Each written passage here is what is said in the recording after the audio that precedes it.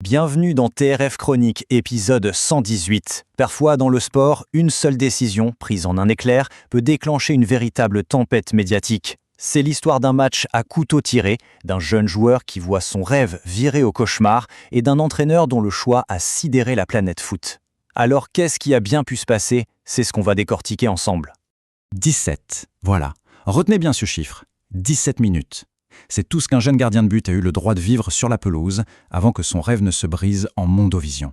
17 petites minutes, qui sont au cœur d'une controverse immense, un mélange de stratégie, de psychologie et d'une question qui fâche. Pour gagner, est-ce que tous les coups sont vraiment permis? Et c'est là que tout se joue. Est-ce que ce remplacement c'était un choix de manager, froid mais nécessaire pour sauver son équipe du naufrage? Ou est-ce que c'était une humiliation publique, un acte d'une cruauté terrible de la part de son propre coach? C'est vraiment le dilemme central de toute cette affaire. Alors, on va planter le décor.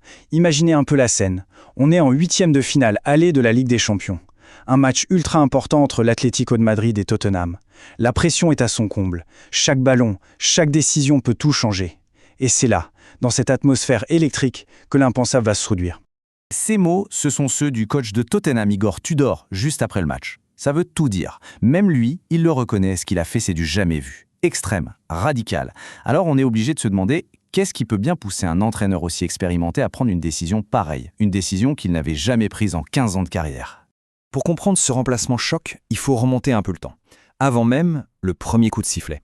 Parce que, en fait, la polémique, elle ne commence pas à la 17e minute. Non, elle commence bien avant, avec la feuille de match, avec un pari complètement fou de la part d'Igor Tudor. Et là, première surprise énorme, le coach décide de titulariser un gamin de 22 ans, Antonin Kinski, pour son tout premier match en Ligue des Champions. Rien que ça, il met sur le banc le titulaire habituel, un gardien bien plus expérimenté. Et le contexte? Un 8e de finale, à Madrid, dans l'un des stades les plus chauds d'Europe. Un véritable baptême du feu, pour ne pas dire un cadeau empoisonné. La justification officielle de Tudor pour ce coup de poker, il aurait voulu protéger son gardien numéro 1, Vicario, qui était dans une mauvaise passe. En lançant le jeune Kinsey, il voulait peut-être créer une sorte d'électrochoc, ou juste préserver son meilleur élément. Bon, une explication qui, avec le recul, a quand même du mal à convaincre. Allez, on avance, le match commence. Et ces fameuses 17 minutes vont se transformer en un véritable cauchemar, en direct, sous les yeux de millions de personnes. La chronologie des événements est juste glaçante. Tout va très vite, c'est d'une brutalité incroyable. 8 minutes de jeu à peine, et déjà une première grosse erreur qui mène à un but. À la 15e minute, Tottenham est mené 3-0, après une deuxième boulette de son jeune gardien. Et là, seulement 2 minutes plus tard, à la 17e, le panneau se lève, c'est fini. Le match de Kinski est terminé. Le point de rupture, la goutte d'eau qui a fait déborder le vase, c'est une relance. Une simple relance au pied. Une passe, du gauche, complètement ratée, qui donne une occasion en or à l'adversaire. Pour Igor Tudor, c'en était trop. Fini. Il a décidé, sur le champ, d'arrêter l'hémorragie, de sacrifier son pari raté. Et c'est là que le monde du foot s'est littéralement déchiré.